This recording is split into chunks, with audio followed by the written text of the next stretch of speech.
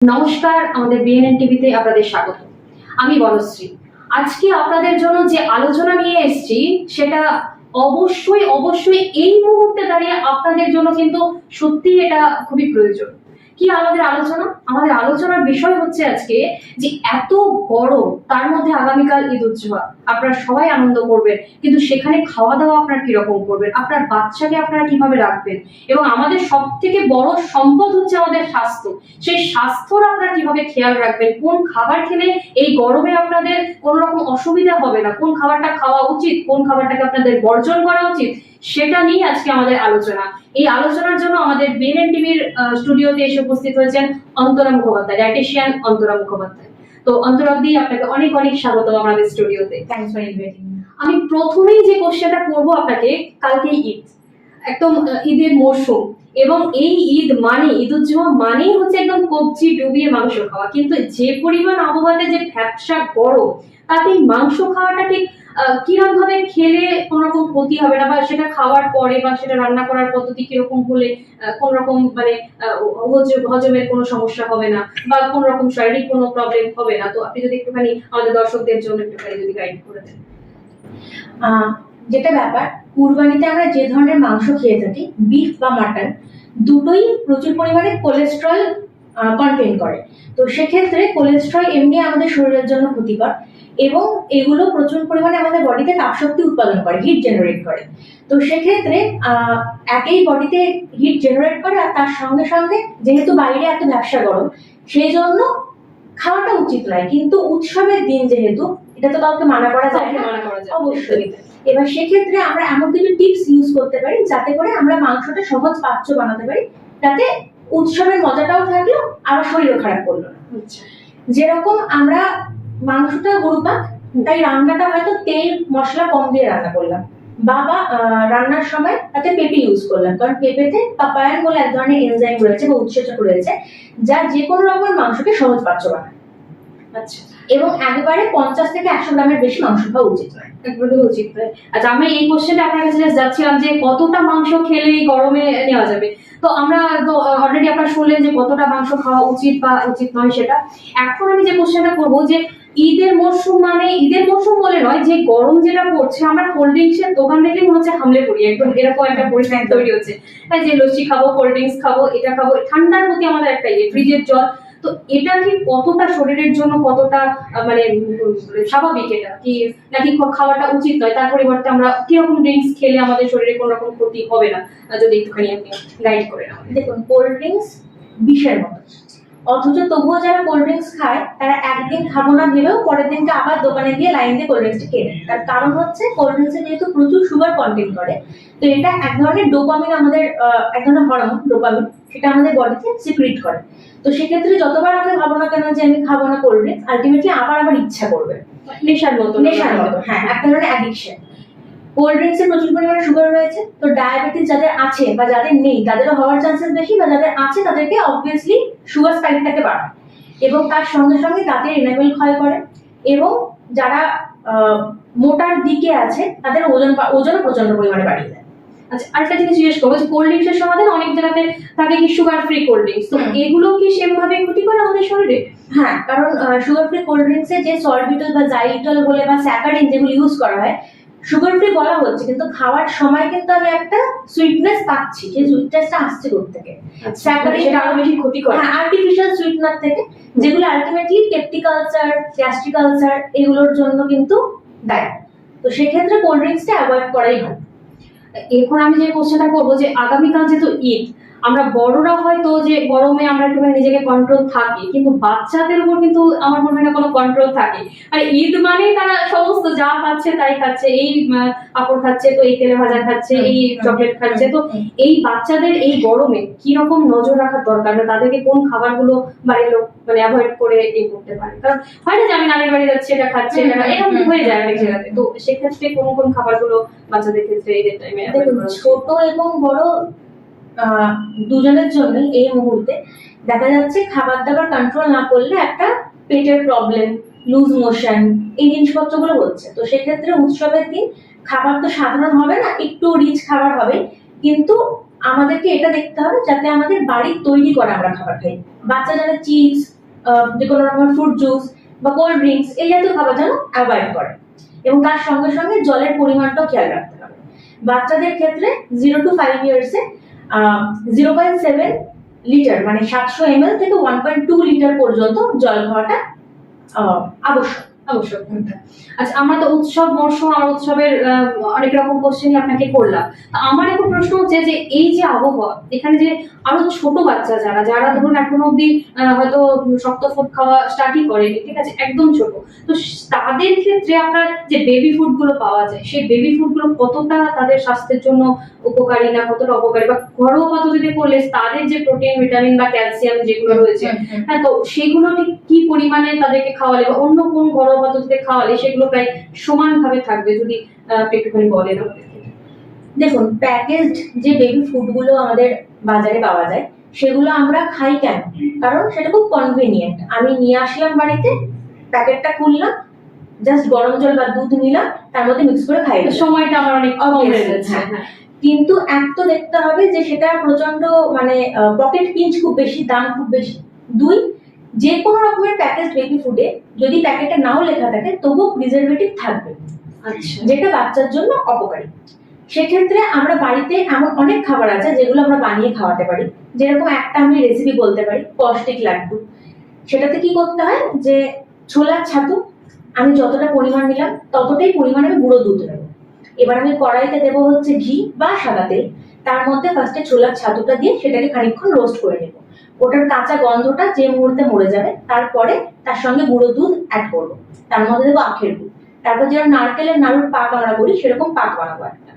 অপরদিকে শুকনো কড়াইতে আমি 4 মগজ মানে তরমুজের বীজ, যেটা পাকা কুমড়োর বীজ, চীনা বাদাম এবং সাদা তিল রোস্ট করে নেব এবং গুঁড়ো বানিয়ে রাখবো। এবার আমি যে পাকটা বানিয়ে রেখেছিলাম হাতে একটু ঘি বা তেল মাখিয়ে নিয়ে সেটাকে নাড়ুর শেপে করে ওই যে ডাস্টটাই বানিয়েছি তার উপরে বুলিয়ে নেব। হ্যাঁ, এই যে ছোলার ছাতু, আখের গুড় আর গুঁড়ো দুধ, এইগুলো বাচ্চার ওজন বাড়াতে সাহায্য করবে, এবং যে সিডগুলোর নাম আমি বললাম চীনা বাদাম বা পাকা কুমড়োর বীজ, হ্যাঁ, সাদা তিল, এইগুলো বাচ্চার ব্রেন ডেভেলপমেন্ট, কগনিটিভ ডেভেলপমেন্টে সাহায্য করবে। এবার যে বাচ্চা, আমি হয়তো দেখলাম যে বাচ্চা এখন হেঁটে চলে বেড়াতে পারছে, শক্ত খাবার খেতে পারছে, তার ক্ষেত্রে আমি হাতে ধরে দিলে বাচ্চা নিজের মতো খেয়ে নিতে পারলো। যে বাচ্চা এখনো সেরকম ভাবে চিবিয়ে খেতে পারছে না, তার ক্ষেত্রে আমি একটা লাড্ডু এট আ টাইম দুধ নিলাম, প্যাকেট বেবি ফুড না দিয়ে ওই লাড্ডুটাই তার মধ্যে গুলে বাচ্চাকে খাওয়াবো। আচ্ছা, মানে ওটা কতবার খাওয়ানো যেতে পারে? যদি দিনে 2 বার, যেমন আপনার বেবি ফুড খাওয়া যায় সেরকমই একদম খাওয়ানো যেতে পারে। আচ্ছা, এই আবহাওয়ার উপর নজর রেখে আমরা যেটা বলি যে বাচ্চাদের আমরা দেখছি এই মুহূর্তে দাঁড়িয়ে ঠিক হামও নয় আবার ঠিক পক্সও নয়, একটা গায়ের মধ্যে একটা র্যাশ বা একটা অ্যালার্জেটিক একটা ইস্যু, হ্যাঁ, বা হয়তো হঠাৎ হঠাৎ ঠান্ডা লেগে যাওয়া, ঠিক আছে, এই যে প্রবলেম গুলো আবহাওয়ার জন্যই হচ্ছে মেনলি। তো সেক্ষেত্রে তারা কি কি মানে সতর্কতা অবলম্বন করলে বা কি কারণে এটা হচ্ছে বা কি করলে এটা একটুখানি হবে, যদি আপনি বলেন। দেখুন, ব্যাপারটা যেটা সব থেকে বেশি সমস্যা হচ্ছে ঠান্ডা লেগে যাওয়ার, তার কারণ হচ্ছে প্রচন্ড হিউমিডিটি, প্রচন্ড ঘাম হচ্ছে। আর বাচ্চাদের তো এক জায়গায় বসিয়ে রাখা সম্ভব নয়, একদমই নয়। তো সেক্ষেত্রে বাচ্চারা ছুটে বেড়াবেই, ঘাম হবে, সেই ঘাম শরীরে শুকাচ্ছে এবং সেখান থেকে ঠান্ডা লেগে যাচ্ছে। তো আমাদেরকে খেয়াল রাখতে হবে বাচ্চা যেন কোল্ড ড্রিঙ্কস, ঠান্ডা গরম এই জিনিসগুলো যেন একটু অ্যাভয়েড করে। তো সেক্ষেত্রে যেন ঠান্ডা লাগাটা আমরা অ্যাভয়েড করতে পারবো। আর এই যে অ্যালার্জেটিক যে স্কিনের মধ্যে একটা র্যাশ, একটা রেডনেস চলে আসছে, তো সেখানে কি মানে নরমাল জল বা পাউডার ইউজ করা যায়? হ্যাঁ, এবং স্নানের সঙ্গে যদি আমরা কোনো ডিসইনফেক্টেন্ট, ডেটল হোক বা সুদার হোক এই জাতীয় মিশিয়ে বাচ্চাকে লাস্টে স্নান করেন, তাহলে সেক্ষেত্রে ফাঙ্গাল ইনফেকশন গুলো বা অ্যালার্জেটিক যে রিয়াকশন গুলো সেগুলো অনেকটা কমবে। আপনাকে যখন আমরা স্টুডেন্টটা পেয়েছি, আমি একটা কোশ্চেন আপনাকে জিজ্ঞেস করতে চাইবো যে আমরা তো বাচ্চাদেরকে শুনলাম, উৎসব শুনলাম, তো আমাদের বড়দের ক্ষেত্রে, ঠিক আছে, আমরা তো এখন একটা বিজি শিডিউলের মধ্যে চলে এসেছি, আমরা সব সময় চাই টাইম কনজিউম করতে। সেই জায়গায় দাঁড়িয়ে এই মুহূর্তে এই গরমে কিরকম ধরনের খাবার গ্রহণ করাটা মানে স্বাস্থ্যসম্মত হবে, যে এই খাবারগুলো খেলে মোটামুটি ফাস্ট ফুডটাকে অ্যাভয়েড করে সেই জায়গাতে আমরা এই ধরনের খাবার খেলাম, হ্যাঁ, বা হয়তো সকালকার মানে একটা রুটিনের মধ্যে হয়তো এই খাবারগুলোকে আমরা রাখলাম, যদি আপনি একটুখানি গাইড করেন। যেটা আমি মনে করি, যেটা একটু আগে আপনি কোয়েশ্চেন করলেন যে কোল্ড ড্রিঙ্কস তো আমরা খাবো না, তো সেক্ষেত্রে এমন কি খাবার আমরা খেতে পারি বা এমন কি জিনিস আমরা খেতে পারি যাতে আমাদের বডির টেম্পারেচার, বডির ইন্টারনাল টেম্পারেচারটাও কমে এবং আমার রিলিফ পাওয়া যায়। তার মধ্যে একটা যেটা হতে পারে সেটা হচ্ছে মৌরি ভিজিয়ে রাখলাম আমি 1 থেকে 1.5 চামচ মৌরি 1 গ্লাস জলে আমি ভিজিয়ে রাখলাম। এটা মোটামুটি 4 থেকে 5 ঘন্টা আমি ভিজিয়ে রাখলাম। তারপর কেউ রাত্রেও ভিজিয়ে রাখতে রাতেও ভিজিয়ে রাখতে পারে। তার সঙ্গে কিছু মিছরি আমি অ্যাড করলাম। তারপর সকালবেলা উঠে সেটা ছেঁকে নিই সেই জলটা। 2, আমরা যখন সেটা একদম খালি পেটেও খেতে পারি, নর্মালি অন্য সময়ও খেতে পারে, কোনো অসুবিধা নেই সেটা। এছাড়া আরেকটা জিনিস যেটা খেতে পারে সেটা হচ্ছে আম পোড়া শরবত, অতি জনপ্রিয়। কারণ আমেরও সিজন একদম অ্যাভেলেবল একদম। 3, আমরা যখন ভাত রান্না করি চাল 2-3 বার ধুয়ে তার নোংরা বেরিয়ে যাওয়ার পরে পরিষ্কার জলে যখন আমরা ভিজিয়ে রাখছি, সেই জলটাকে ছেঁকে নিয়ে তার মধ্যে 1টা বা 2টো গুড়ের বাতাসে ভিজিয়ে যদি আমরা সেই জলটা খাই, সেটাও কিন্তু আমাদের শরীরকে ইন্টারনালি খুব ঠান্ডা রাখে।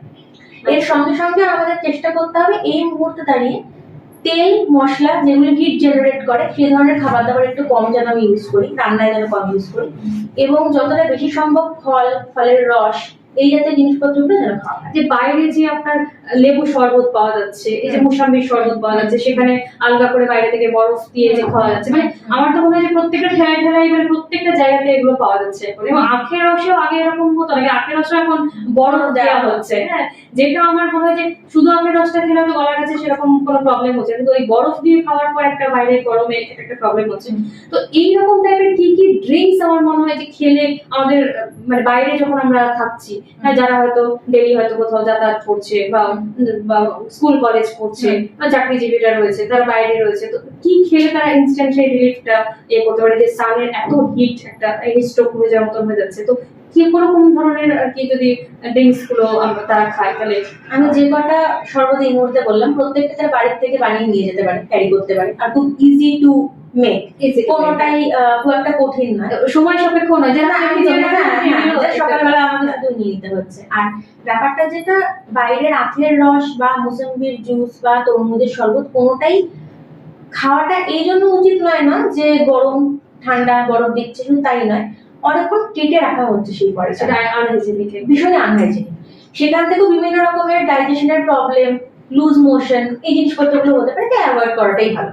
তো আমি যে কটা শরবতের রেসিপি দিলাম প্রত্যেকটা খুব ইজি টু মেক, তারা বাড়িতে করে সেটা বোতলে করে অন্য জায়গায় নিয়ে যেতে পারে, সেগুলো চাকরিজীবীদের ক্ষেত্রে সমস্যা হবে না, কারণ রাত্রিবেলাতে ভিজিয়ে রাখছে, চাল ভিজিয়ে রাখছে, সব টাইম তারা ইউজ করতে পারছে।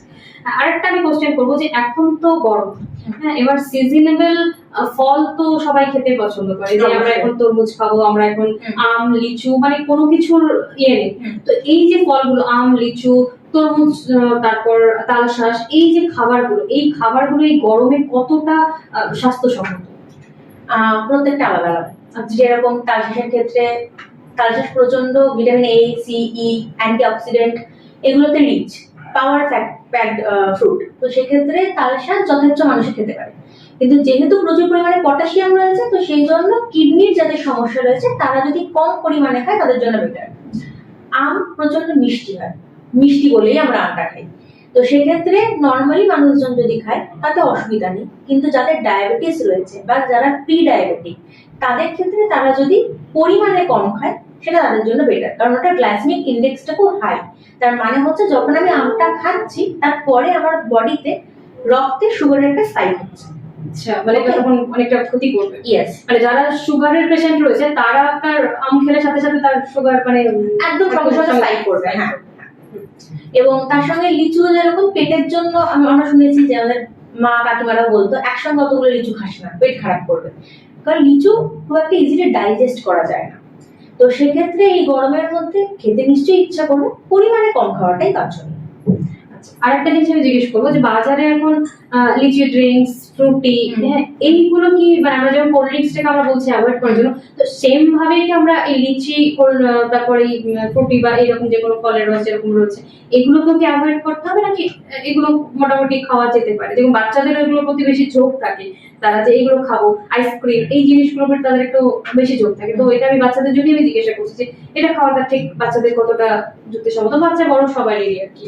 ওকে, আমরা বাজারে, আমি ব্র্যান্ডের নাম নিচ্ছি না, কিন্তু একটা ম্যাঙ্গো জুস বা একটা লিচি ড্রিঙ্ক 10 টাকার মধ্যে পেয়ে যাচ্ছে। আমরা প্রত্যেকেই বাজারে যাই, আমরা জানি যে আমের দাম কত, লিচুর দাম কত, তো সেই ক্ষেত্রে কি এটা সত্যি টেকনিক্যালি পসিবল যে আমি আম বা লিচুর যদি অতটা পরিমাণ জুস বার করি তাহলে 10 টাকা আমি সেটা বিক্রি করতে পারবো? তার মানে আমি কি করছি, ওটা জাস্ট ওয়াটার, তার সঙ্গে ফ্লেভার এবং আর্টিফিশিয়াল কালার, আর কিচ্ছু না, আর সুগার। তো সেক্ষেত্রে কোল্ড ড্রিঙ্কস এর ক্ষেত্রে যা, এর ক্ষেত্রেও তাই। উল্টে বরঞ্চ এইসব কোল্ড ড্রিঙ্কস বলুন, লিচি ড্রিঙ্ক বলুন, ম্যাঙ্গো জুস বলুন, প্রত্যেকটাতে এমন কিছু প্রিজারভেটিভস দেওয়া থাকে যেগুলো খাওয়ার পরে আমাদের স্টমাকে অ্যারোমেটিক অ্যাসিড গ্রাম ইনক্রিজ করে। তার মানে আমি হয়তো খাবারের সঙ্গে খেয়ে ভাবছি আমার হজম করতে সুবিধা হবে, অথচ উল্টে ওটাই আমার অ্যাসিডিটি বাড়ায়। আচ্ছা, মানে হিতে বিপরীতই হবে এটা। একদমই একদমই। তো সেই ক্ষেত্রে আমার মনে হয় যে বাইরের যে কোনো রকমের সফট ড্রিঙ্কস নৈব খাওয়াই উচিত। একদমই মানে খুব একটা সুন্দর একটা ওয়ার্ড আমরা পেলাম। আচ্ছা, তো আর একটা জিনিস আমি জিজ্ঞেস করবো, মানে একটা একটা করে আসলে আপনাদেরকে আমাকে আমাদের স্টুডিওতে পেয়ে, হ্যাঁ, আমাদের দর্শকদের জন্য যে মেসেজ গুলো যাবে, হ্যাঁ, এতটা গরম, এতটা এই যে মেসেজটা যাচ্ছে আমাদের আবহাওয়ার সঙ্গে করে, খাওয়া দাওয়া, খাদ্যাভ্যাসের পরিবর্তন, উৎসব, হ্যাঁ, রিসেন্টলি আমাদের উৎসব, বাঙালিদের তো আমাদের 12 মাসে 13 পার্বণ লেগেই আছে, ঠিক আছে? তো এই যে পর্ব এই যে চলছে এইসব কন্টিনিউয়াসলি, তো এই যে খাওয়া দাওয়া কমপ্লিট হয়ে গেল, ঠিক আছে, এবার এখন একটা ইয়াং জেনারেশন মধ্যে চলে এসেছে না যে আমি প্রচুর ওয়েট গেইন করেছি, হ্যাঁ, এবং আমি খাবো না, ডায়েটিং একদম একদম একদম বাচ্চা এখন কনসাস একদম সবাই, হ্যাঁ, যে আমাকে এটাতে ফটোশুটে ভালো আসছে, এইটা আমি বিশেষ করে টিনেজার্সদের মধ্যে এটা ফিগার কনসাস খুব, যে আমরা এরকম রয়েছি। তো সেই ক্ষেত্রে হ্যাঁ, যে মানে কিরকম, মানে কি তারা কি খাবার একবেলা খাবে, দুবেলা খাবে না, বা যে তারা যেটা একটা পদ্ধতি মেনটেন করছে, সবটাই তো ভুল নয়। আর এখনকার আমার মনে হয় যে এই সোশ্যাল মিডিয়ার যুগে তারা কারোর থেকে মানে সাজেশন নিয়ে আনে, সোশ্যাল মিডিয়াকে আগে কনসাল্ট করে যে আমি এটা করবো কিনা। তো এইটা আমি জিজ্ঞেস করবো যে সেই সব টিনেজার্সদের জন্য যে তারা কি রকম খাদ্যাভ্যাসের মধ্যে থাকলে তাদের শারীরিক কোনো মানে পরিবর্তন, যেগুলো যেহেতু দুর্বলতা বা এইগুলো, হ্যাঁ, এগুলো দেখা যাবে ওয়েট লস করতেও সুবিধা হবে, যদি একটু এটা গাইড করে দেন। দেখুন, বিং আ ডায়েটিশিয়ান আমি বলবো যে আপনি যদি শুধু ভাবেন যে আমি ডায়েট কন্ট্রোল করেই আমার ওজন কমে যাবে, সেটা কখনো সম্ভব নয়। 60% of the diet and 40% of the exercise will give you the desirable result. তো সেক্ষেত্রে আমার যদি আজকে ওজন বেশি থাকে, আমি যদি ভাবি যে আমি খাবার দাবার ছেড়ে দিলাম, আমি কিছু খাবো না, তো সেক্ষেত্রে আমার ওজন কমে যাবে, সেটা কিন্তু হবে না। আমাকে তার সঙ্গে এক্সারসাইজও করতে হবে। তো আমি কিছু এমন ফর্মুলা ফুডের কথা বলতে পারি, এমন কিছু রেসিপির কথা বলতে পারি যে জিনিসগুলো আমি যদি ডেইলিকার জীবনে আমার ইনকর্পোরেট করি, আমার মেটাবলিজম বুস্ট হবে। মানে আমার যে প্রেজেন্ট ক্যালোরিটা রয়েছে, আমি নর্মালি এক্সারসাইজ করলে যতটা তাড়াতাড়ি কমতো, এই খাবারগুলো যদি আমি রোজ খাচ্ছি, তাহলে এরপরে আমি এক্সারসাইজগুলো অনেক তাড়াতাড়ি কমবে। যেমন প্রথম যেটা, সেটা হচ্ছে সিনামন ওয়াটার।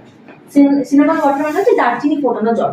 আচ্ছা, ওকে, 1 লিটার জল নেব, তার মধ্যে আমি 5 গ্রাম থেকে 7 গ্রাম দারচিনি গুঁড়ো দেবো, দিয়ে সেটা 8 থেকে 10 মিনিট থেকে গুঁড়োর প্রয়োজন নাকি আমরা আমি এমনি কাটতে পারি। মোটামুটি একটা গুঁড়ো বললে অ্যাকচুয়ালি মেজার করতে সুবিধা হয়, দ্যাট ইজ ওয়াই আমি সেইং গুঁড়ো।